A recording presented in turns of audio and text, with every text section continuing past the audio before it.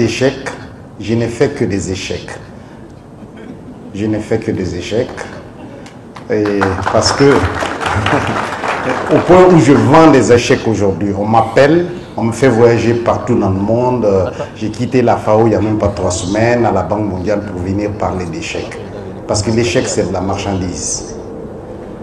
Le japonais Honda a dit réellement que la réussite, c'est 99% d'échecs et 1% de travail. Mais il ne savait pas que le Mali existait. Au Mali, c'est 99,9% d'échecs et 1% de travail. Et parce que mon rêve, c'était de construire une serre. Une serre au Mali, et personne n'avait fait ça. Personne n'avait construit de serre en 2008 en Afrique de l'Ouest. Et il fallait trouver un financement pour le faire. J'ai vu les serres quand j'ai visité Jérusalem, en Israël. Et puis j'ai dit, bon, je vais faire ça au Mali, ça va marcher. Et il fallait faire un business plan. Et comme on a des spécialistes qui savent tout et qui ne savent rien,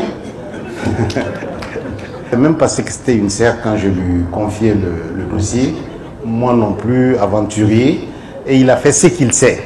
Et ce qu'il sait n'était pas la réalité. Et la banque en face, qui devait être outillée pour voir qu'il y a des lacunes dedans, n'a pas cherché de midi à 14 heures. Eux aussi ignorants comme nous. Mais finalement, c'est l'entrepreneur qui paye le pot cassé. Et derrière, l'État permet, le système judiciaire permet à la banque de prendre le raccourci.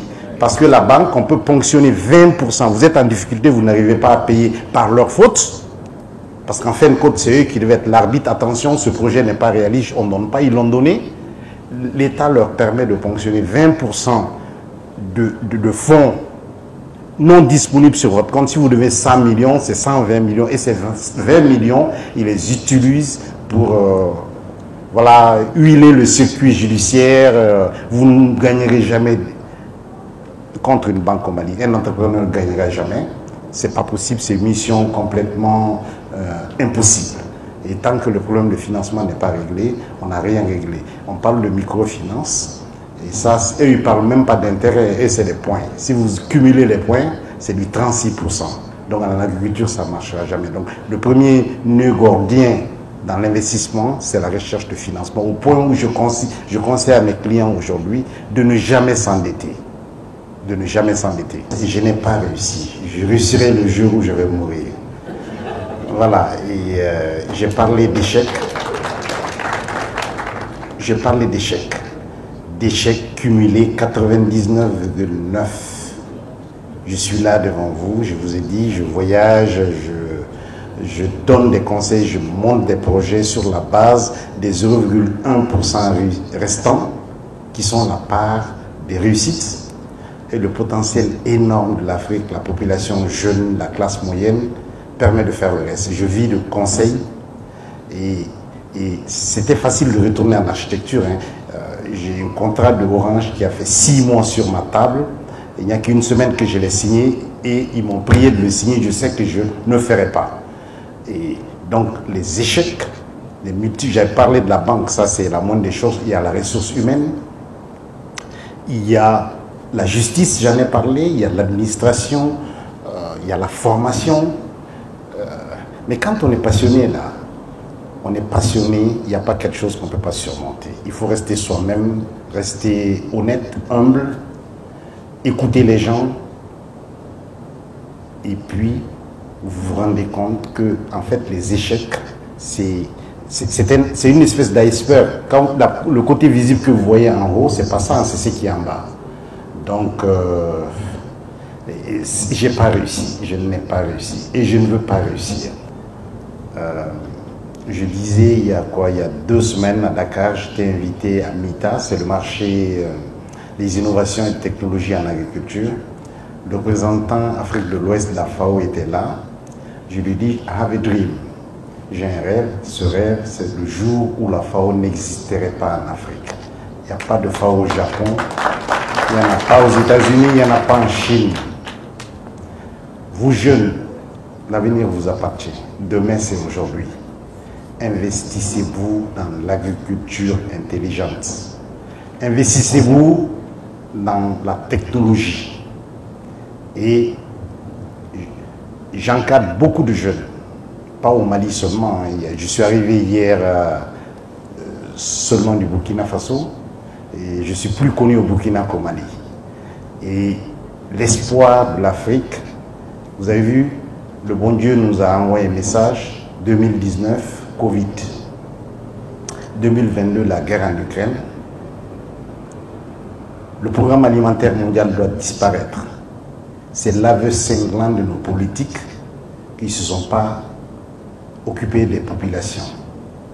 Parce que le PAM, c'est quoi? C'est dire, si vous avez faim, on vient vous entretenir pour que vous mourissiez, pas pour que vous ne mourrez pas, parce que tant que vous êtes là, vous êtes un marché de consommation. L'Afrique doit nourrir le monde. 60% des terres arables, de l'eau, du soleil. C'est le seul endroit de la terre où on peut faire 3 cycles et demi de melons par an. J'ai des frères qui sont là dans la salle, ils peuvent vous le dire. Hein.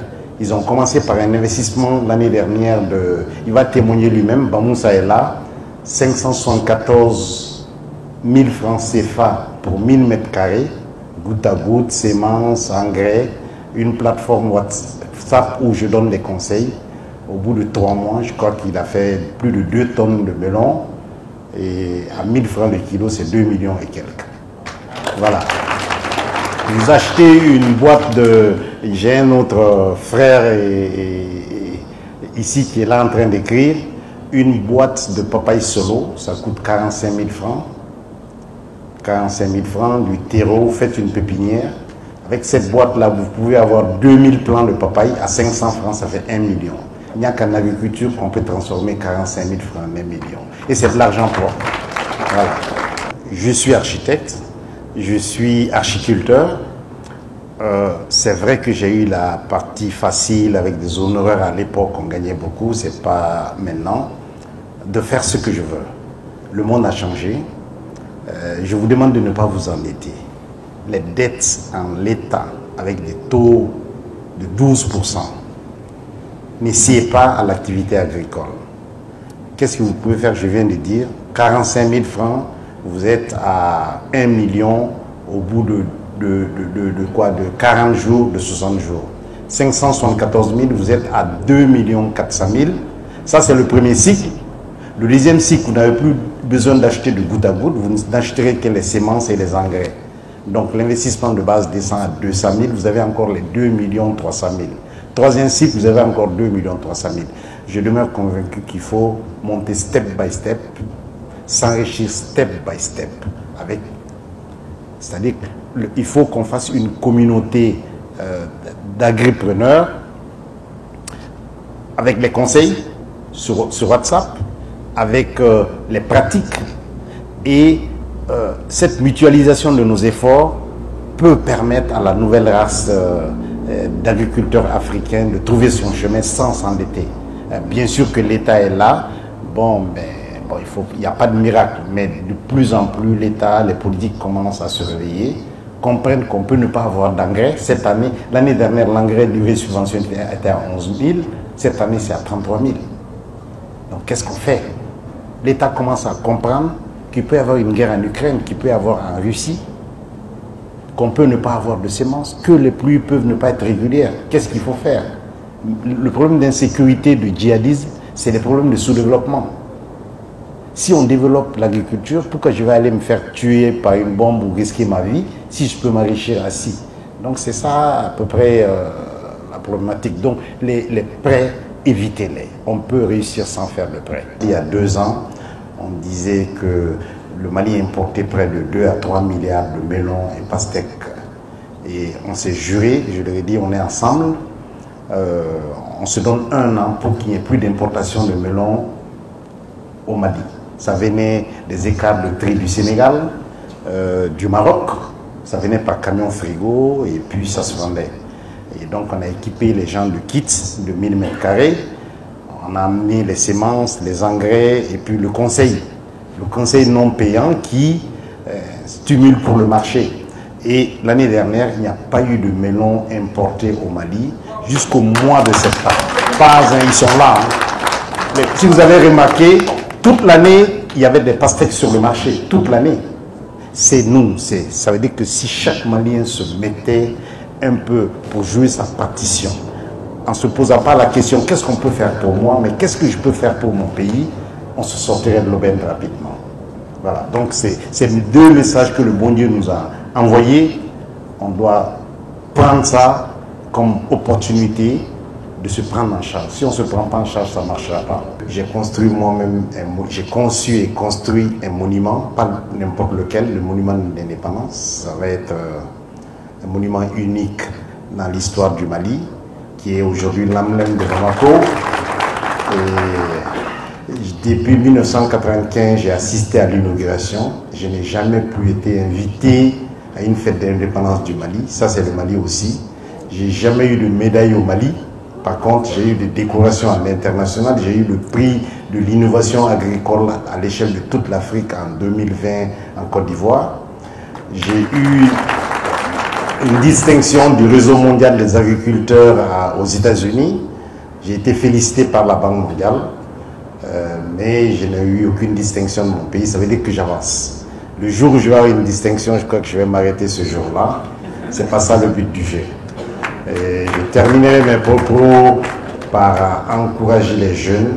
Vous ne pouvez pas accepter d'avoir un iPhone 12 et 13 et ne pas vous investir dans l'agriculture avec l'innovation. Vous ne pouvez pas, vous n'avez pas le droit d'aller sur Facebook, sur Instagram, aller dans le festif. Il y a le côté innovation agricole. L'agriculture, c'est désormais pour les intelligents. Tu n'es pas intelligent, tu ne pourras plus faire de l'agriculture. C'est l'anticipation. Quand est-ce que faire quoi? Comprendre le marché. Qu'est-ce que veut? On est esclave du marché. On est esclave de la productivité au mètre carré. On ne se bat pas pour quel prix on va avoir sur le marché. On se bat, comme à le dire certains sur notre groupe, sur quelle quantité j'ai pu produire au mètre carré à l'hectare. Et pour la petite histoire, notre réseau, cette année, va battre le record de production de maïs à l'hectare, 10 tonnes. Et pour la petite histoire, au Mali, c'est 3 tonnes. On peut arriver à 10 tonnes. On va battre le record national de production de riz, 10 tonnes, on va le battre. On va battre le record de production de melons à l'hectare au Mali. Donc, yes, we can. On peut et on peut. Merci.